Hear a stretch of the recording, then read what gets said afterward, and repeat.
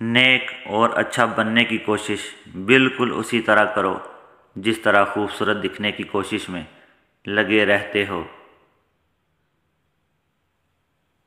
آپ کی چھوٹی چھوٹی نیکیاں آپ کے بڑے گناہوں کو معاف کروا سکتی ہیں۔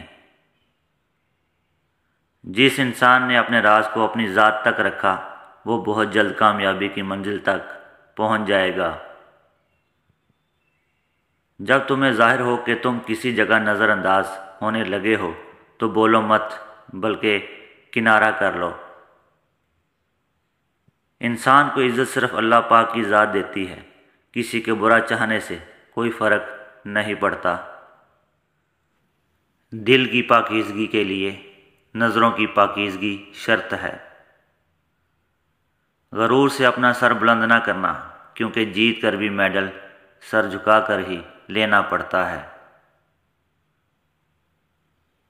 اکثر جھوٹ بولتے رہنا انسان کے رزق کو کم کرتا ہے۔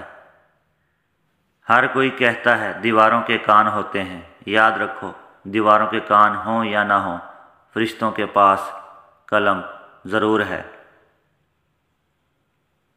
اگر تم چاہتے ہو کہ تمہارا اخلاق باقی رہے تو اپنی اولاد کو اچھے اخلاق سکھاؤ۔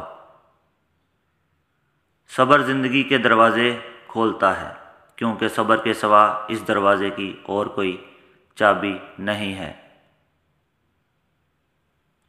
3 چیزوں سے آفت آتی ہے: حرام دیکھنا، حرام کھانا اور حرام خواہش پوری کرنا۔